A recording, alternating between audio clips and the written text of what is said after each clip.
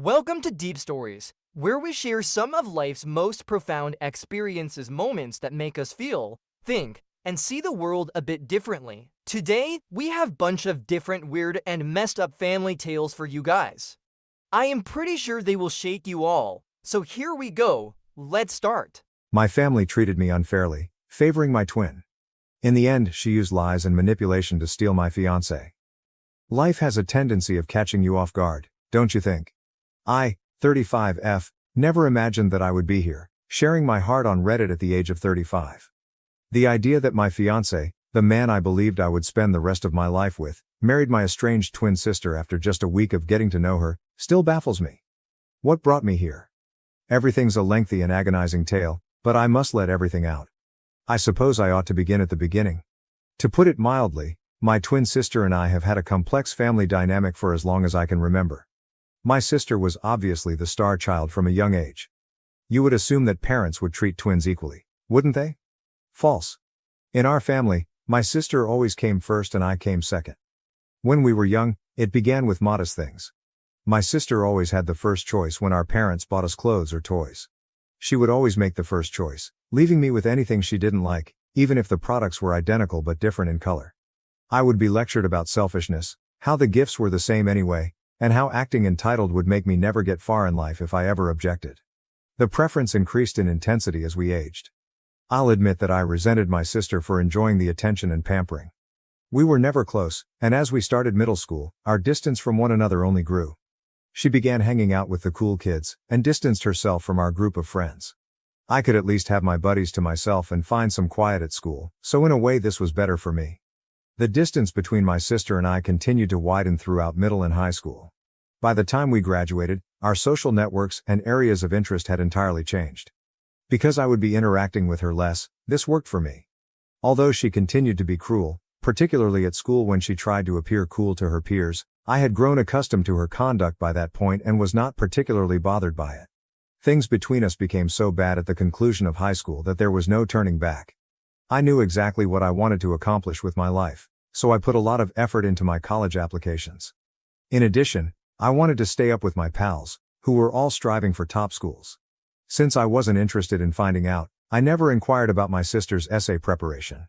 However, for someone who wasn't ready or didn't seem to know what she wanted to do, she exuded far too much confidence in her admissions. I was devastated to learn that she was accepted to my ideal school, but I was not. Even though I was sad, I felt uneasy.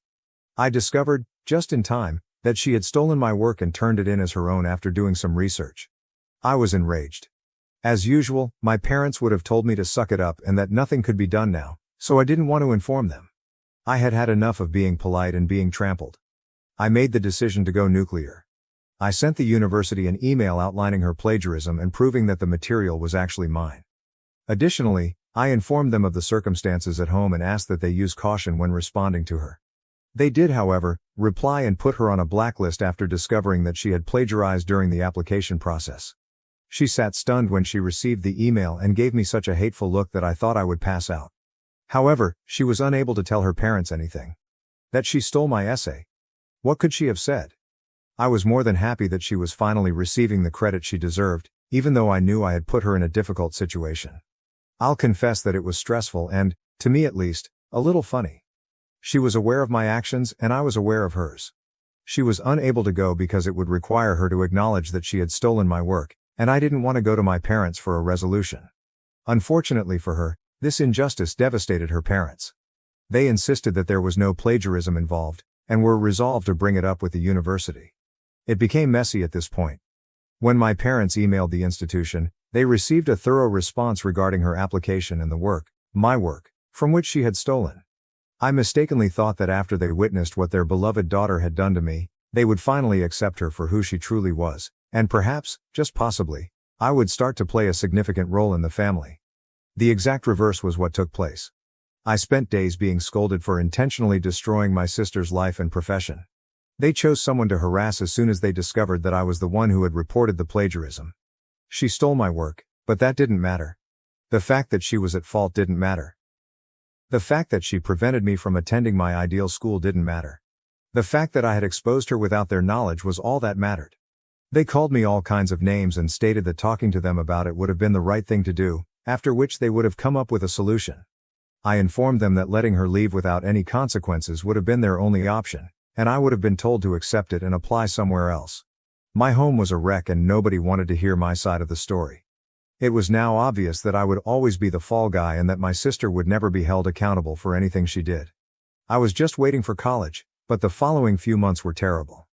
I knew that as soon as I left the house, I would never return. In any case, there was nothing to return to, so I did just that. I instantly stopped communicating with my sister and my parents after leaving for college. After her little incident, she was dead to me, and I had no intention of ever seeing her again. Going to college was a welcome adjustment. I worked hard, had a good life and made good friends.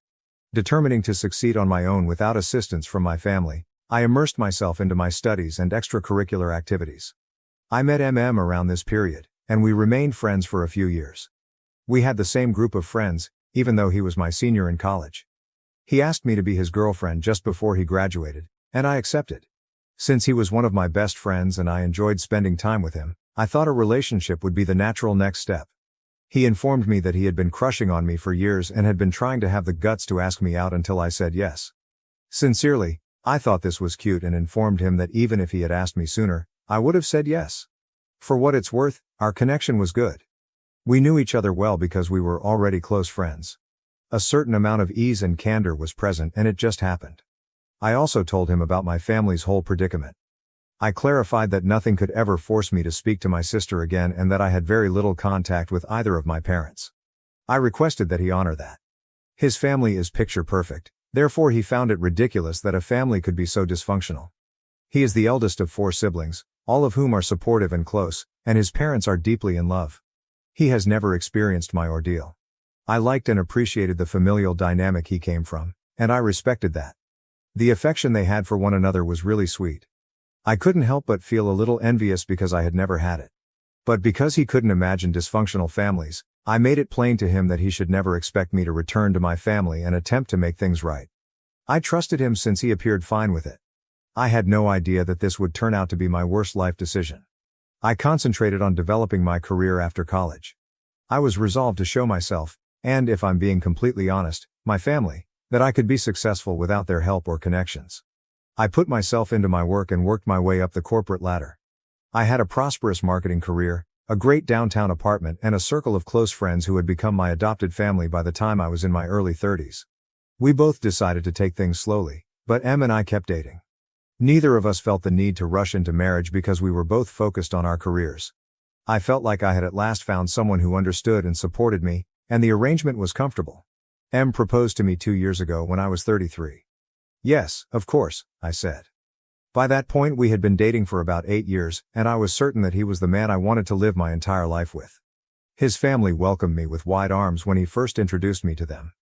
Even though it wasn't biological, I felt like I had a family at last. I formed separate ties with each of his siblings, who were very hospitable, 2 sisters and 1 brother. Even before I married him, I felt like I was a member of the family. The next natural step was marriage, and I was quite content with my life and my relationship. Planning for the wedding, honeymoon, and other details took up the whole year prior to our planned wedding last year. It was a difficult period for our relationship as well as stressful since I recognized then that we had differences and that it would take work to overcome them. Nevertheless, we voluntarily persevered. While deciding on the guest list, we got into one of our most heated arguments. He wanted to invite a large number of people, including his immediate relatives, some uncles, aunts, his siblings' partners, and others, but I wanted a small, private wedding. However, I didn't have any family members I wanted to invite. I informed him that I genuinely didn't want my family near me on my wedding day and that I would only be inviting my friends. He initially agreed, but I could tell he was hesitant. When I asked him if there was an issue, he said that there wasn't, so I dropped it. Nevertheless, he approached me a week later and advised me to invite my family since there would be no wedding without a family present. I gave him a wide-eyed look and informed him that I had always made it plain that my family was not involved in my life. There was no reason to be upset about my parents' absence because they were unaware that I was engaged and that the bride and groom were the only 2 guests required for a wedding. He refused to give up. He said that any arguments I had with them could be put aside for a single day and that his intention was only to invite them to the wedding, not to establish a romantic relationship or extend forgiveness. Any invitation, I informed him, would imply that I wanted to patch things up, and I didn't want to do that. I should have left him there. Looking back, I could tell that he had chosen to hurl this at me even though he claimed to understand my reality and my upbringing, which I had always been open about. But in love, I was a fool. I nearly stopped talking to him after our many arguments, but I knew deep down that we had to come to an agreement. He finally explained to me why he insisted on inviting my family after much back and forth. He claimed that he didn't want his relatives to believe that he was getting married to a woman who didn't get along well with her family. He believed that my parents' absence would reflect negatively on his family, which is highly traditional and has always lived by the family first motto. That was not what he wanted for me. I initially believed his way of thinking to be considerate and caring, but I soon came to see how flawed it was. Since his parents and siblings already knew that I didn't get along with mine, he was more concerned about the impression his family would get, particularly his extended family, than he was about the psychological effects on me. I should have seen that the show was more important to him than his wife. I paid the price for not doing so. I finally decided to phone my folks after much back and forth, but there was where I crossed the boundary. I informed him that while I would have them there, my sister and no other family members would be present. My family would not be permitted to speak, and there would be no father-daughter dance. He had to put himself in my shoes, and that was the only need for inviting them. Fortunately, he consented, and he was aware that he had little other option. Additionally, I cautioned him against reaching out to people on his own. I would only call and extend an invitation when I thought the time was appropriate. I knew they would make something up and convince my sister to go if I told them too soon, and I couldn't agree to that. To be honest, I also hoped that they might not be able to make it if I told them too late. In this manner, even though I would be technically correct, I would still get my way. I believe M had a suspicion, but even if he had, he remained silent. So that was that. 6 weeks before the wedding, I told my parents, and they assured me that the whole family will undoubtedly be present to support me on this wonderful day. I interrupted them immediately and informed them that my sister would not be attending my wedding in any way. I would take them out myself if they attempted to be cunning and brought her anyhow, even if just the two of them were invited. They attempted to object, claiming that it was the ideal moment for the family to get back together, that I should stop being a baby, that I had gotten my revenge, and that I should be content. Before the wedding, I informed them that this was the only way I would be contacting them. They were aware of the location and the time, and they could attend if they so desired. But I wouldn't think twice about taking the required action if they tried anything. I hung up the phone after that. I was completely mistaken to believe that was a strong enough warning to stop them from making any plans. I should have anticipated that my sister would show up there and cause chaos. She did create a mess, but it was far more extensive than I had anticipated. I need to get this off my chest, yet as I sit here typing this, I can feel the hurt and rage rising within me once more. What happened next was a betrayal so profound and agonizing that it rocked the foundations of the life I had worked so hard to create, and I needed to tell someone, anyone, what happened next. In my upcoming update, I'll continue this. I need some time to gather my thoughts because writing it all at once hurts too much. I appreciate you reading this far. I had no idea that I would be telling my tale in this way, but here we are. I would be grateful to hear your opinions and advice. Right now I feel completely lost. Update 1. A week has passed since my last post, and I'm still in shock about everything that transpired. We appreciate all of your encouraging messages and remarks. I never thought that strangers on the internet would be so generous. Where did I leave off then? Yes, the dreaded family invitation and the wedding planning. In case you're not convinced, things have gotten worse. My parents came into town via plane the week before the wedding. They asked if M and I could meet at their hotel so they could give me something. M persuaded me to go despite my reservations, suggesting that it might be a peace offering. He assured me that he would accompany me and that we would depart as soon as difficulty appeared. I felt sick to my stomach when we got to the motel. I sensed a problem as soon as we entered their room. My twin sister was seated on the bed, grinning smugly, and there she was. Just a few days before my wedding, my parents had ambushed us in the hopes of forcing a family reunion. I went cold. The old emotions of hurt, betrayal, and rage returned with a vengeance. M put his hand on my back when he could tell I was upset, but it didn't help much. With her arms extended as though the past 15 years of separation didn't matter, my mother took a stand. We thought it was time to move on from the past, she remarked, her voice brimming with fake tenderness. Your sister wants to talk to you about something. My sister got up and began what seemed like a prepared statement before I could respond. I apologize for what happened with the college application, and I know I hurt you, she started. I've regretted that ever since I was foolish and young. I gave a sour laugh. Young and dim-witted? We weren't 8, we were 18. You were fully aware of what you were doing. My father added in a firm tone. Now, let's avoid bringing up previous points of contention. As a family, we are here to move forward. I looked to M, expecting him to support me and remind them of our wedding deal, but he was silent and had a serious look on his face. I trembled as I murmured, may we go now? After he paused, he said something that completely shocked me. Perhaps we ought to listen to them. After all, they are trying. I turned and left the room without saying another word. Trying to make sense of what had happened, I headed to the hotel bar and ordered a heavy drink. Hours went by. My phone was vibrating, and I chose to ignore the never-ending barrage of missed calls and messages. When I eventually returned to our flat, it was already midnight. M was pacing the living room while she waited to wake up. Hours passed while we argued. M insisted that I should at least attempt to make amends because family was vital. How he could be so oblivious to the suffering they had inflicted upon me was beyond me. We were clearly at a standstill as the night went on. I need some time, I responded at last. I'll be spending a few days with a friend. I must think. The days that followed were a haze. I ignored me and my family's calls and texts and stayed with my best pal. I needed time to reflect and determine my true desires. The more I considered it, the more I saw how deeply M's actions had damaged my faith in him. I eventually consented to meet with M 3 days prior to the wedding. A calm cafe where we had gone on our first date years prior served as a neutral setting for our meeting.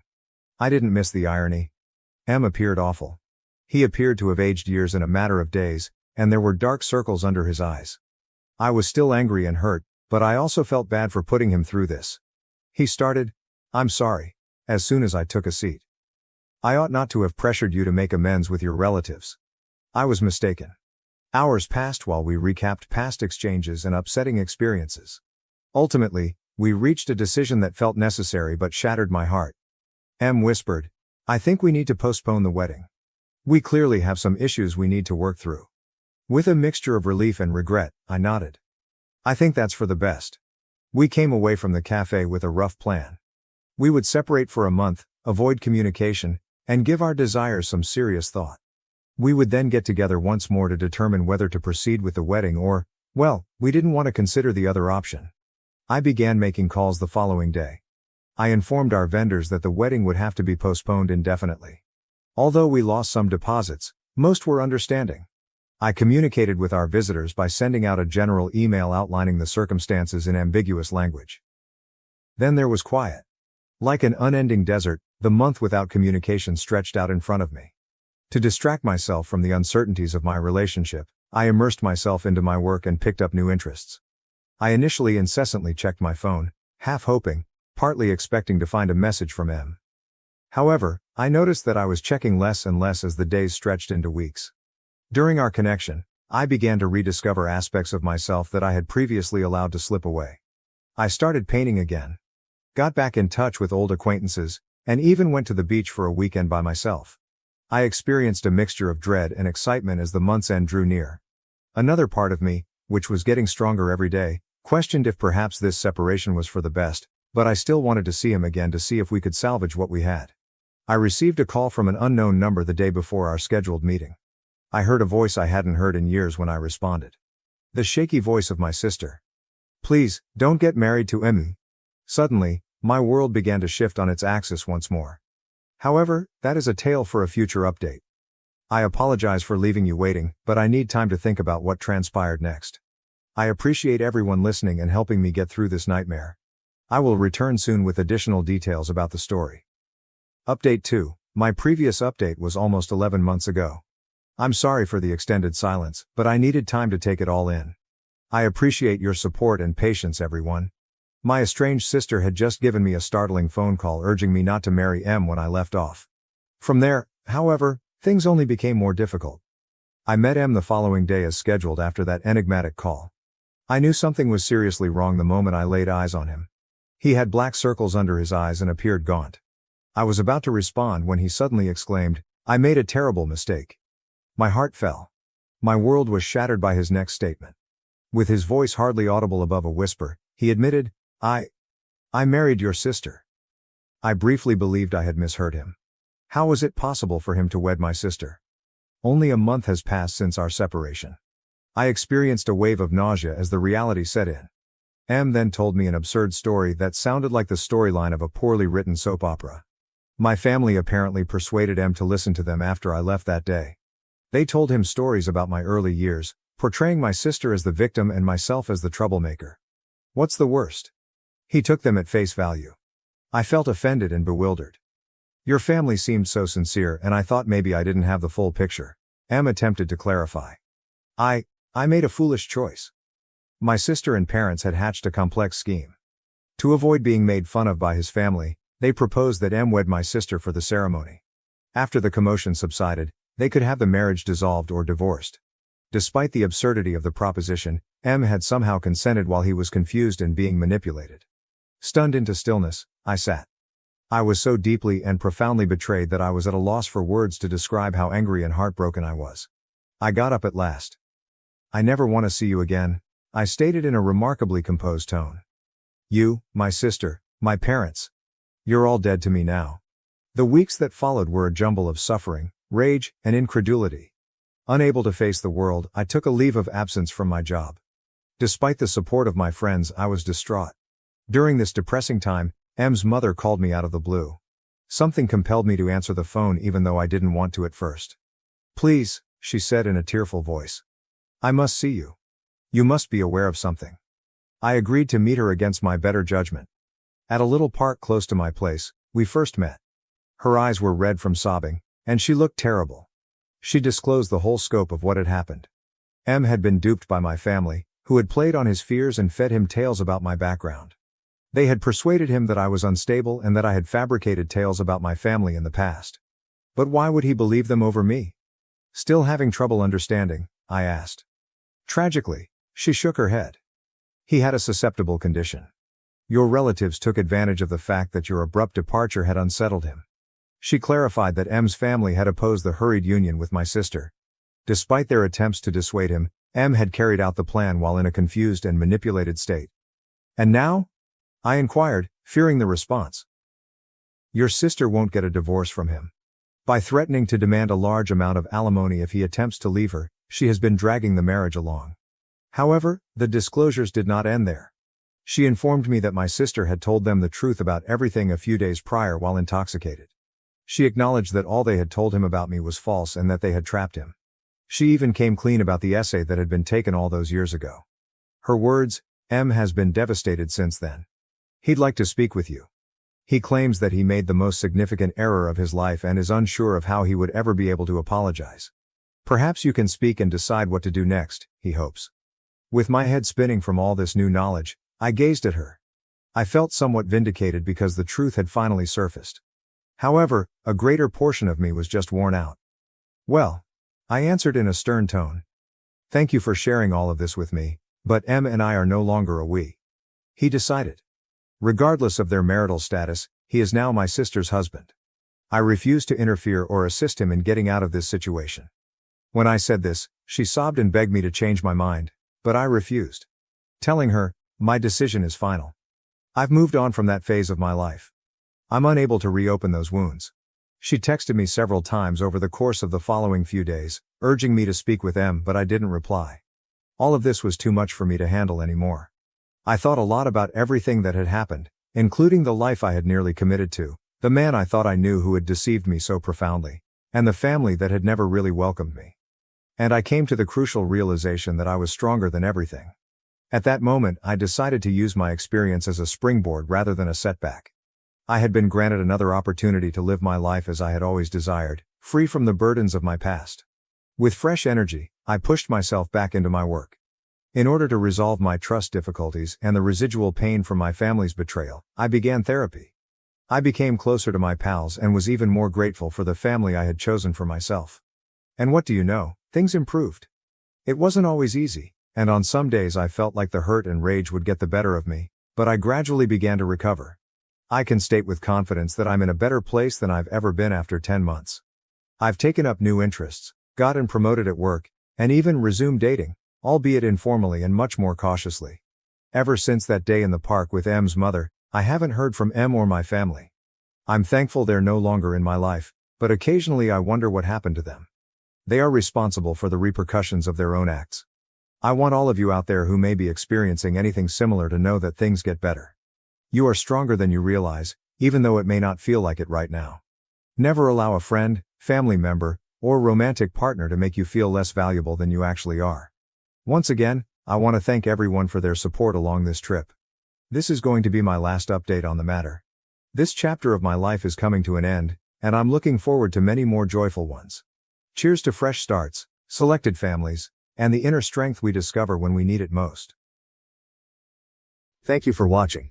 So guys, that would be it for today's video. Thanks for watching, and If you enjoyed this chilling story, don't forget to hit that like button, share your thoughts in the comments, and subscribe to Deep Stories for more spine-tingling tales like this. Make sure to turn on the notification bell so you never miss an upload. Stay curious, stay brave, and keep diving deep into the unknown with Deep Stories. Thanks for watching.